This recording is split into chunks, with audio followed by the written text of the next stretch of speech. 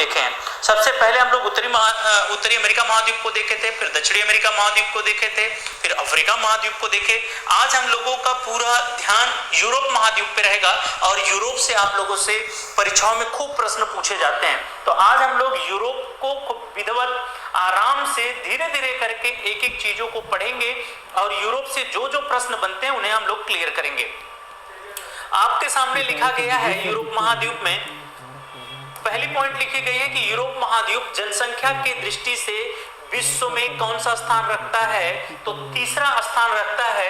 क्षेत्रफल के दृष्टि से कौन सा स्थान रखता है, तो छठा स्थान रखता है। मैं बताया था आप लोगों को कि अगर आप लोगों से पूछ ले कि क्षेत्रफल के आधार पे, तो क्षेत्रफल के आधार पे जो सबसे बड़ा महाद्वीप है वो एशिया है, उसके बाद अफ्रीका है, फिर उत्तरी अमेरिका है, फिर दक्षिणी अमेरिका है, फिर अंटार्कटिका है और छठे नंबर पे यूरोप है, सबसे छोटा ऑस्ट्रेलिया है। जनसंख्या की दृष्टि से देखा जाए तो जनसंख्या की दृष्टि से किस नंबर पे आता है, तीसरे नंबर पे। पहले नंबर पे कौन है, एशिया है, दूसरे पे अफ्रीका है, तीसरे पे कौन हो जाएगा जनसंख्या की दृष्टि से, यूरोप हो जाएगा।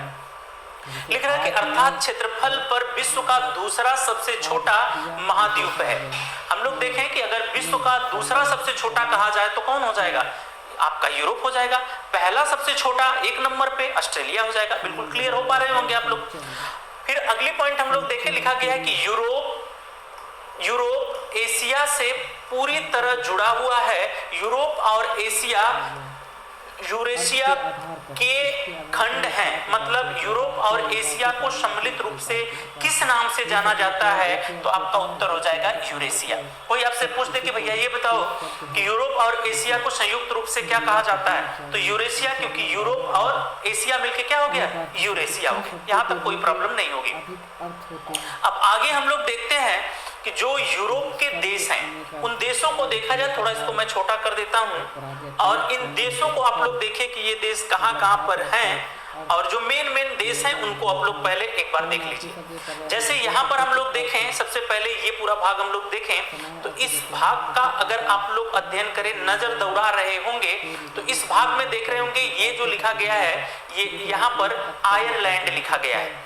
आयरलैंड, इतना भाग आयरलैंड होता है, लेकिन इस भाग में भी ये ये दक्षिणी आयरलैंड है, ये सदर्न वाला है, और ये ऊपर वाला जो भाग दिख रहा है ये उत्तरी है, नार्थर्न है,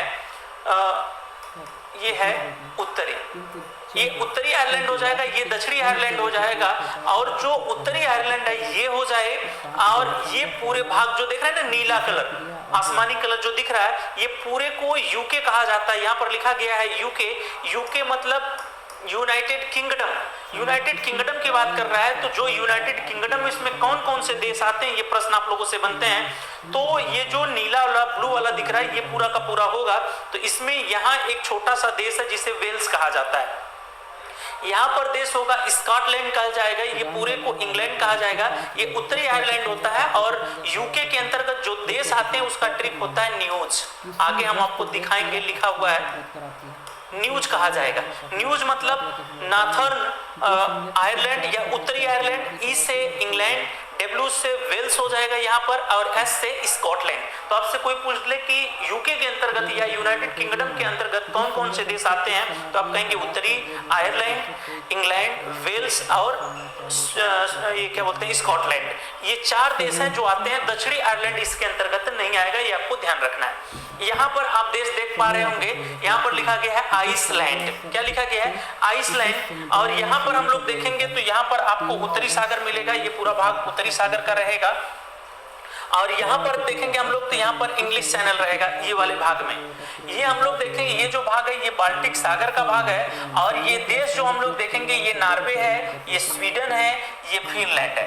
नॉर्वे को मध्य रात्रि का देश भी कहा जाता है, नॉर्वे को खासकर उपमा दिया जाता है। लेकिन नॉर्वे, स्वीडन, फिनलैंड, इन तीनों देशों में मध्य रात्रि में सूर्य दिखाई देगा, क्योंकि ध्रुवों की तरफ, अभी वो भी हम लोग क्लियर करेंगे। बिल्कुल घबराइएगा नहीं, यहाँ देश हल्का हल्का आपको समझना है। ये आपको रसिया दिख रहा है, ये मेन देखिएगा, ये एस्टोनिया है, ये लाटविया है, ये लिथुआनिया है। यहाँ पर आपको रीगा की खाड़ी मिलेगी, आगे हम लोग देखेंगे। ये बेलारूस आपको दिख रहा है।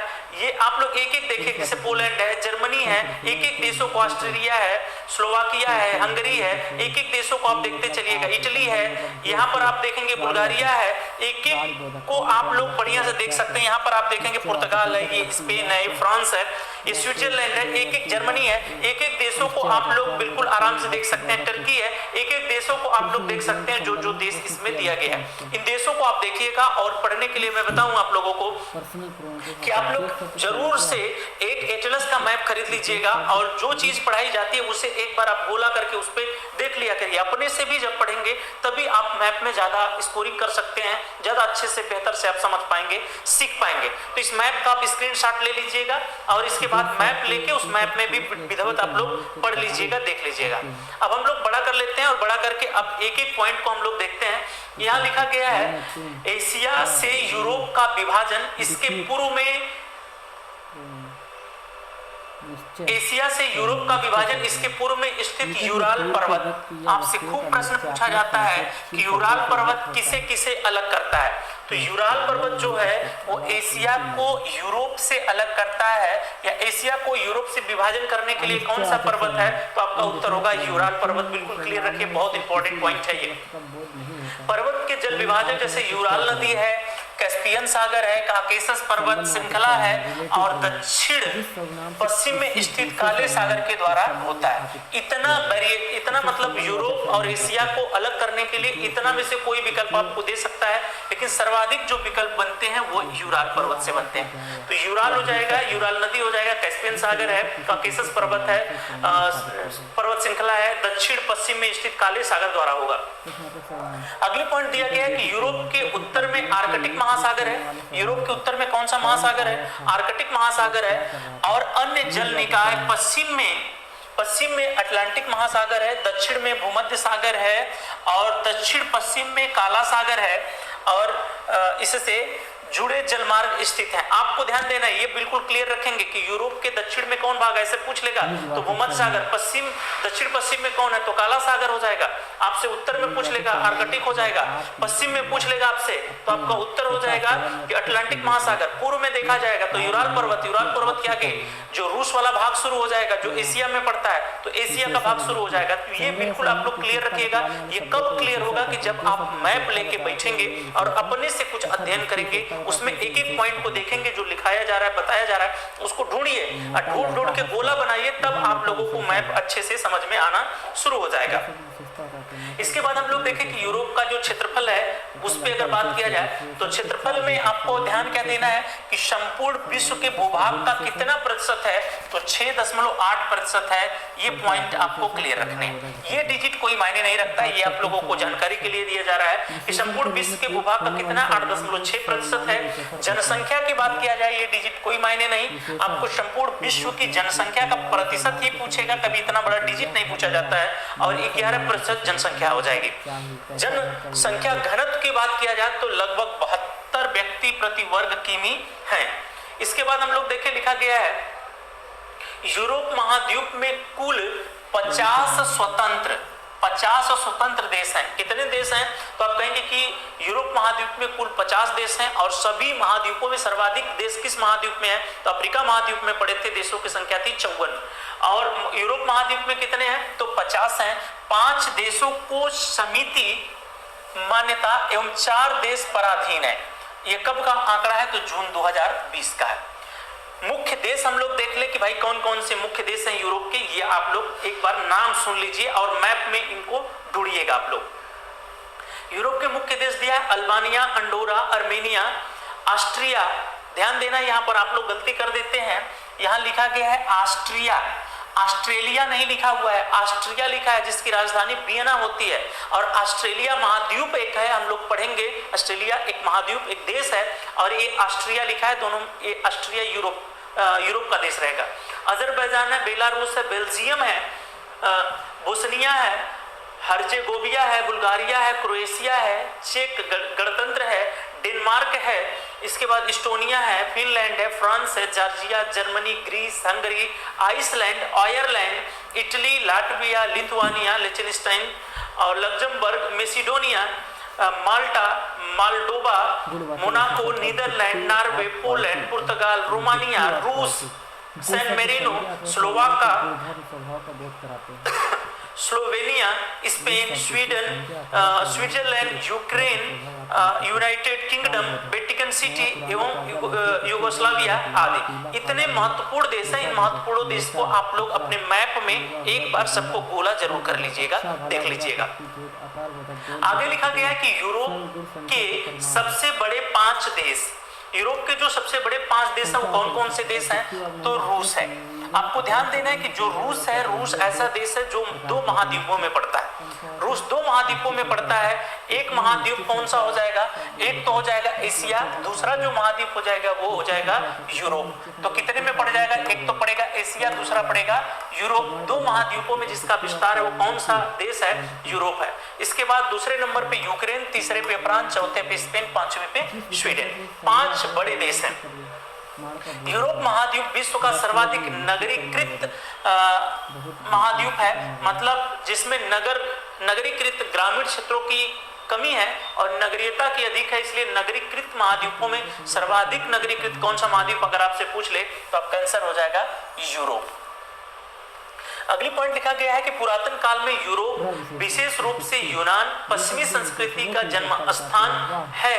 मध्यकाल में इसी ने ईसाइयत का पोषण किया है। आगे चलते हम लोग, दिया गया है यूरोपीय संघ बहुत इंपॉर्टेंट है। आप लोगों के परीक्षा के दृष्टि से यूरोपीय संघ से आपसे प्रश्न बनते हैं। तो जो यूरोपीय संघ है उससे पूछा जाएगा कि यूरोपीय जो संघ है, संगठन है, उसमें कुल कितने देश हैं, इसकी स्थापना कब हुई, इसका मुख्यालय कहां पर है, तमाम प्रश्न बनते रहते हैं। तो यूरोपीय संघ में लिखा गया है कि यह संघ वर्तमान में विश्व में सफलतम क्षेत्रीय संगठन है। सफलतम क्षेत्रीय संगठन है। 28 यूरोपीय देशों का समूह है। आपसे प्रश्न पूछा जाता है कि जो यूरोपीय संघ है ये कितने यूरोपीय देशों का संगठन है, तो आपका आंसर होगा 28। ये मोस्ट इंपॉर्टेंट है।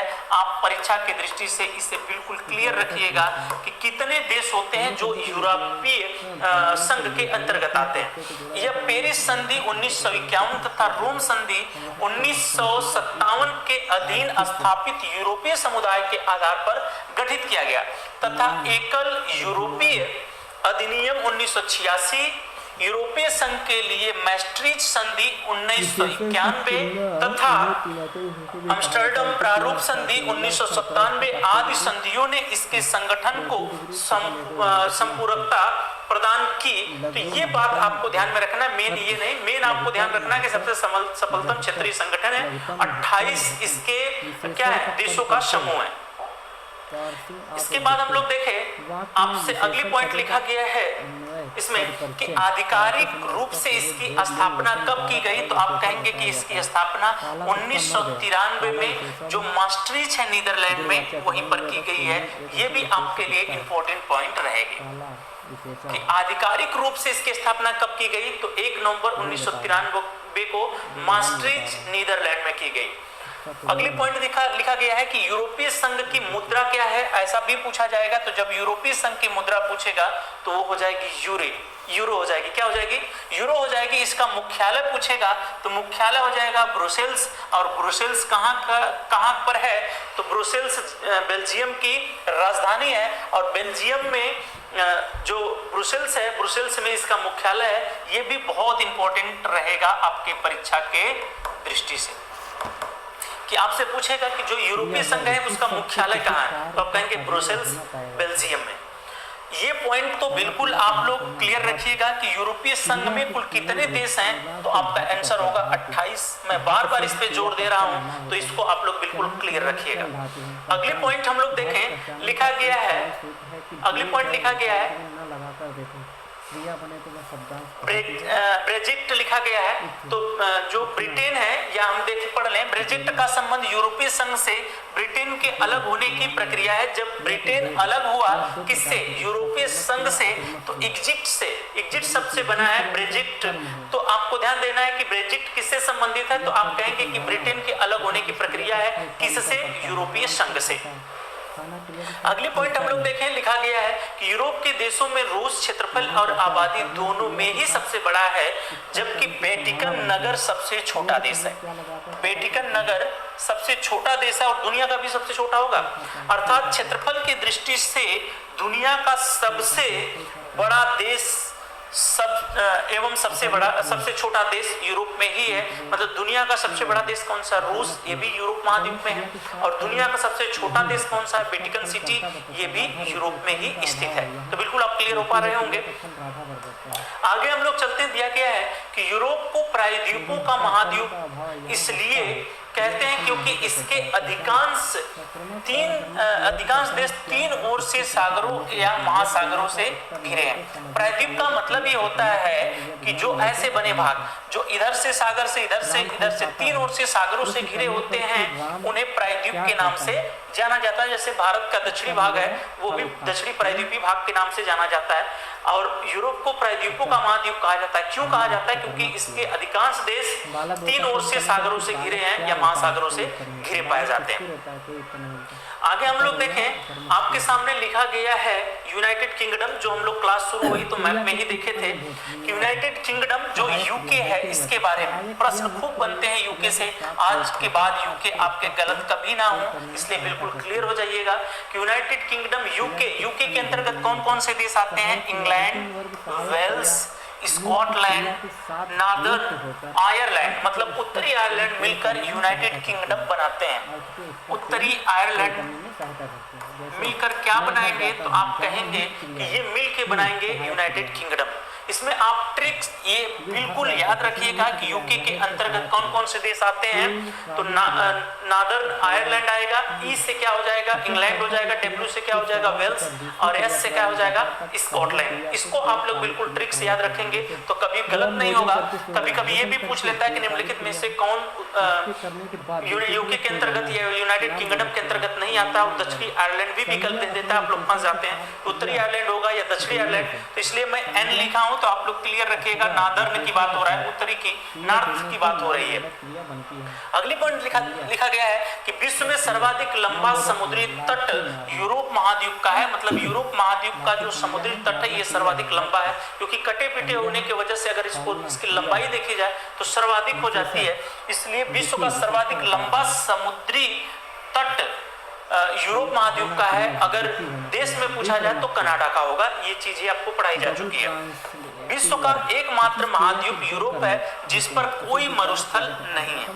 मात्र एक ऐसा महाद्वीप जिस पर कोई मरुस्थल स्थित नहीं है, वो आपका उत्तर हो जाएगा यूरोप। आगे हम लोग चलते हैं, दिया गया है यूरोप की सबसे लंबी नदी। बताया जा चुका है, आप लोगों को पढ़ाया जा चुका है, लेकिन फिर भी देखिए आप लोग, यूरोप की सबसे लंबी नदी की बात कर रहा है। तो यूरोप की सबसे लंबी नदी कौन सी है? अगर कोई पूछ दे तो आपका उत्तर होगा वोल्गा नदी है। इसकी लंबाई कितनी है? तो 3687 किमी है। वोल्गा नदी यूरोप रूस की सबसे लंबी नदी है तथा रूस का संपूर्ण जलमार्ग है। यह अल्डाई पहाड़ से निकलकर कैस्पियन सागर में गिरती है। आप लोगों से ये खूब पूछा जाता है कि कहां पर गिरती है जो वोल्गा नदी है। इंपॉर्टेंट रहेगा, इसे आप लोग इंपॉर्टेंट लिखिएगा। और वोल्गा नदी कहां पर गिरती है? तो कैस्पियन सागर में। कहां से निकलती है? तो अल्डाई पहाड़ से निकलती है, जो यूरोप और रूस की सबसे लंबी नदियों में से एक है।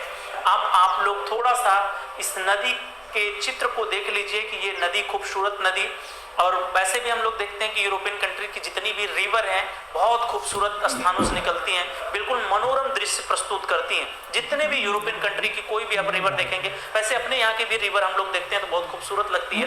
नेचर द्वारा, प्रकृति द्वारा बनाया गया एक खूबसूरत नायाब तस्वीर आपको परोसता है कोई भी रिवर। और इसीलिए प्रदूषण जो होता है नदियों में बहाना और सब चीजें करना, हम लोगों को उससे भी अपने आप को रोकना चाहिए। आगे हम लोग चलते, दिया गया है डॉन नदी काला सागर में गिरती है। जो डॉन नदी है वो कहां पर गिरती है? तो डॉन नदी कहां गिरती है? तो डॉन नदी काला सागर में गिरती है। इसे वोल्गा नदी से जोड़ा गया है। किस नदी से जोड़ा गया है? वोल्गा नदी से जोड़ा गया है, जिससे काला सागर होते हुए समुद्री जहाज डॉन नदी के माध्यम से महाद्वीप के भीतरी भाग में जा सके। तो आपको यहाँ ध्यान देना है कि डॉन नदी काला सागर में गिरती है, इसे वोल्गा नदी से जोड़ा गया है, जिससे काला सागर होते हुए समुद्री जहाज डॉन नदी के माध्यम से महाद्वीप के भीतरी भाग में जा सके। आगे हम लोग देखें, लिखा गया है राइन नदी के बारे में। बहुत इंपॉर्टेंट नदी है राइन नदी। राइन नदी आप क्लियर करेंगे। दिया गया राइन नदी की लंबाई है 1230 किलोमीटर। व्यापार में कोयले, ध्यान देना है, व्यापार में कोयले का महत्व अधिक होने के कारण इसे कोयला ढोने वाली नदी कहा जाता है। यह विश्व की सबसे व्यस्त नदी है।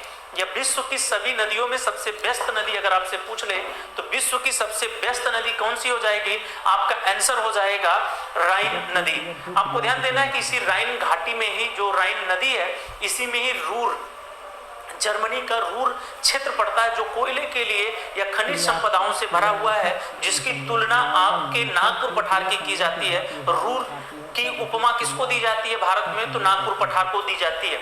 और ये फिर से देखता हूं कि राइन नदी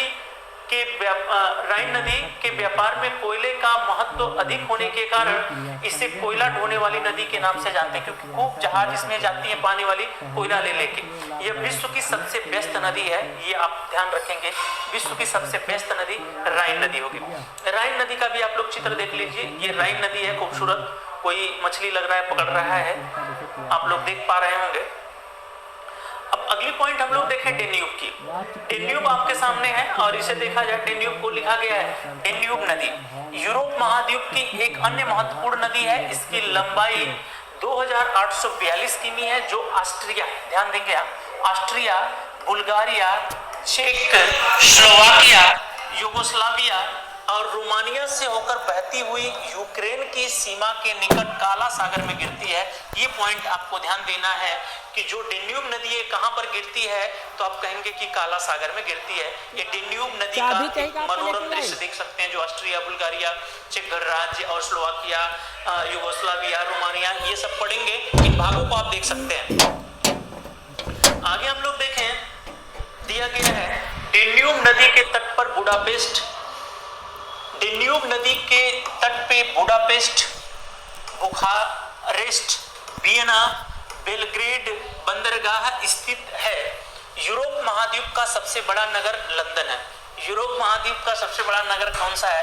तो यूरोप महाद्वीप का सबसे बड़ा नगर लंदन है। जो टेम्स नदी के 346 किलोमीटर लंबी टेम्स नदी, जो टेम्स नदी के तट पर बसा है। ये ध्यान देंगे कि यूरोप महाद्वीप का सबसे बड़ा नगर, सबसे बड़े नगर का क्या नाम है? लंदन है। जो किस नदी के तट पर बसा है, ये प्रश्न आप लोगों से बनता है। तो ये टेम्स नदी के तट पर बसा है और लंदन का एक दृश्य आपके सामने प्रस्तुत है। और आप लोग खूब इस फिगर को खूब देखते भी हैं, सीनरी भी आप लोग अपने घर पे लगाते हैं। तो ये जो थेम्स नदी है, ये देख रहे हैं लंदन में, ये थेम्स नदी पर बनाया गया एक ब्रिज है। अब यूरोपियन कंट्री के आप रिवर्स देख सकते हैं, जितने भी रिवर्स हैं, एक एक करके जितने भी रिवर्स हैं, इनका आप स्क्रीनशॉट ले लीजिएगा। आराम से बैठ के आप जो भी नदी इसमें ढूंढेंगे, सब नदी आपको मिलेगी। जो लेक है, जैसे ओनेगा लेक है, जो लेक भी है वो लेक भी आप लोगों को मिलेगा। और लेक, जितने भी लेक हैं वो लेक भी मिलेगी, जितनी भी रिवर है वो रिवर भी मिलेगी। इसका स्क्रीनशॉट करके आप लोग लेके उसको गोला बना के एक एक आप लोग क्लियर कर लीजिएगा। चलिए आगे हम लोग देखते हैं, दिया गया है कि फ्रांस की राजधानी पेरिस, फ्रांस की राजधानी पेरिस है। फ्रांस की राजधानी कहाँ दिया? पेरिस है। जो किस नदी के तट पे है, ये आपसे पूछा जाता है। तो फ्रांस की राजधानी पेरिस सेन नदी के तट पर बसा है, जिसकी लंबाई कितनी है? 7,777 किमी 777 किलोमीटर है के तट पर बसा है। यह विश्व का सुंदर नगर माना जाता है। कौन सा? पेरिस। पेरिस विश्व का सुंदर नगर माना जाता है तथा यह फ्रांस की राजधानी है। इसे फैशन की नगरी भी कहा जाता है। एफिल टावर, ध्यान देंगे, एफिल टावर फ्रांस की राजधानी पेरिस में स्थित एक लौ टावर है जो सीन नदी के तट पर है। लौ टावर है जो सीन नदी के तट पर है। तो आपसे ये भी पूछा जाता है कि एफिल टावर कहां पर है? तो फ्रांस में कहां पर है? तो आप कहेंगे कि फ्रांस की राजधानी पेरिस में है। एफिल टावर सभी लोग देखे होंगे। आगे हम लोग देखें, लिखा गया है शोम्पेन शराब विश्व में सबसे अधिक फ्रांस में बनती है। फ्रांस सुरा और सुंदरियों का देश कहा जाता है। सुरा और सुंदरियों का देश मतलब यहाँ पर सुरा मतलब शराब होता है, ध्यान देना आपको। सुरा मतलब शराब होता है, सुंदरियां तो आप लोगों को बताने की जरूरत नहीं है। सुंदरियों का देश कहा जाता है किसको? फ्रांस को। लेकिन आपको ध्यान देना है, वर्तमान समय में जो शराब उत्पादन है वो सर्वाधिक मात्रा में इटली करता है, ये आपको ध्यान देना है। यहां मैं लिख दे रहा हूं, सर्वाधिक शराब उत्पादक कौन सा देश हो जाएगा? तो आपका उत्तर होगा इटली। आप लोग जरूर लिख लीजिएगा।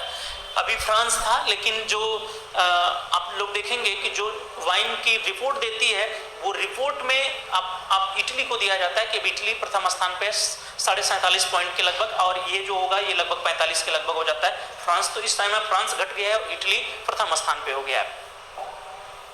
आगे हम लोग एफिल टावर को देख सकते हैं, बहुत लंबा है, एक ही बार में पूरा एफिल टावर आप नहीं देख पाएंगे। ये एफिल टावर है, इसे आप लोग कई जगहों पर देखे होंगे। ये फ्रांस की राजधानी पेरिस में है, जो किस नदी के तट पर है? सीन नदी के तट पे है। आगे हम लोग देखें नॉर्वे को। नॉर्वे हम लोग देखते हैं और दिया गया है नॉर्वे के बारे में कि नॉर्वे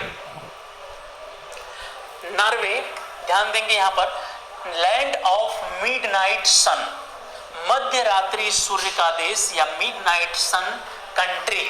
ये बिल्कुल आप क्लियर रखेंगे कि मध्य रात्रि का देश किसे कहा जाता है? तो मध्य रात्रि का देश नॉर्वे को कहा जाता है। लेकिन बस नॉर्वे ही नहीं, अगर नॉर्वे ना दे, स्वीडन दे तो स्वीडन भी हो जाएगा उत्तर, अगर फिनलैंड दे तो फिनलैंड भी हो जाएगा। लेकिन फिनलैंड में भी दिखाई देता है, स्वीडन में भी, नॉर्वे में भी दिखाई देता है, लेकिन नॉर्वे का ही क्यों कहा जाता है? क्योंकि जो नॉर्वेजियन सभ्यता है ये सबसे पहले पनपी थी।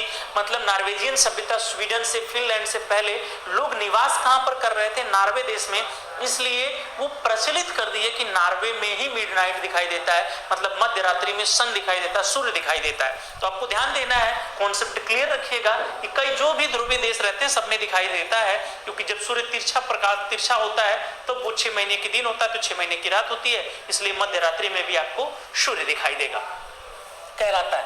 क्योंकि उत्तरी क्षेत्र में मध्य मई से जुलाई के अंत तक सूर्य अस्त ही नहीं होता है, और नवंबर के अंत से जनवरी के अंत तक सूर्योदय ही नहीं होता है। ये पॉइंट आप देख सकते हैं, क्योंकि सूर्य जब उत्तरायण होगा और दक्षिणायन होगा, ये पृथ्वी पर सूर्य की स्थिति में मैं आप लोगों को लेक्चर में पढ़ा चुका हूँ, आप लोग पढ़ चुके हैं, देख भी चुके होंगे। ये पॉइंट मैं करके 3 लाइन खींचा था, कब कब कहाँ सूर्य चमकेगा उसको मैं डिटेल बता चुका हूँ। अब हम लोग देख लेते हैं कि कैसे मध्य रात्रि को दिखाई देता है। आप देख सकते हैं कि मध्य रात्रि में नॉर्वे में जो सूर्य है वो चमक रहा है, टिमटिमा रहा है और दिखाई दे रहा है। इस मध्य रात्रि को सूर्य को देखने के लिए भी जो हमारे यहाँ बहुत शौकीन लोग होते हैं, जो प्रकृति से बहुत प्यार करने वाले होते हैं, लेकिन प्यार तो सभी लोग करते हैं, होना चाहिए, और जिनके पास होता है वो लोग जाके देखते हैं, आनंद भी उठाते हैं। आगे हम लोग देखते हैं, लिखा गया है कि डूबते सूरज का देश। तो डूबते सूरज का देश मैं आप लोगों को क्लियर कर चुका हूं, और प्रैक्टिस सेट में भी आप लोगों को मैं बताया हूं कि डूबते सूरज का देश किसको कहा जाता है? इंग्लैंड को कहा जाता है। क्यों कहा जाता है? क्योंकि जब सूरज डूबता है तो ये अटलांटिक महासागर की तरफ हमें डूबते हुए दिखाई देता है शाम के समय, इसलिए इसे डूबता हुआ सूरज का देश कहते हैं। और जापान को उगता हुआ सूरज का देश के नाम से जाना जाता है। अब फिनलैंड को क्या कहा जाता है? फिनलैंड को हजारों झीलों का देश कहा जाता है। हजारों झीलों का देश या झीलों का देश किसे कहा जाता है? कंट्री ऑफ लेक्स के नाम से कौन जाना जाता है? तो आप कहेंगे कि फिनलैंड कहा जाता है। ये भी मैं आप लोगों को प्रैक्टिस सेट में करवा चुका हूं, बता चुका हूं। ये आप लोग फिनलैंड देख सकते हैं जो झीलों से भरा आपको मिलेगा। अगली पॉइंट पिसा की झुकी मीनार हम लोग देखते हैं, ये भी प्रैक्टिस सेट में मैं करवाया हूं। पिसा की झुकी मीनार को देखा जाए तो लिखा गया है कि इटली के पिसा नामक स्थान पर 8 मंजिल ऊंची, कितनी मंजिल है? तो आप कहेंगे कि 8 मंजिल है, कभी मंजिल पूछ दे तो आप फंस जाएंगे। 8 मंजिल ऊंची मीनार है जो एक ओर झुकी है, केवल 3 मीटर गहरी नींव पर टिकी इस मीनार का शिल्पकार अगर कभी पूछ दे तो बोनास है, जो 1154 में बनाया था। जो आर्किटेक्चर वो कौन है? बोनास है, जो कब बनाया था? 1154 ईस्वी में बनाया था। आप इस मीनार को देख सकते हैं या देखे भी होंगे इस मीनार को आप लोग। इस तरह से मैं छोटा कर देता हूं, इस मीनार को आप लोग देख सकते हैं, ये मीनार आप लोगों को दिखाई देता है। अब यहां से हम लोग औद्योगिक क्रांति से अब हम लोग नेक्स्ट क्लास में पढ़ेंगे, मतलब पार्ट 2 में पढ़ेंगे। यहां से हम लोगों का हो जाएगा पार्ट सेकेंड में, यहां से आप लोग आगे देखेंगे। तो आज के लिए बस इतना ही, नेक्स्ट क्लास में फिर हम आपसे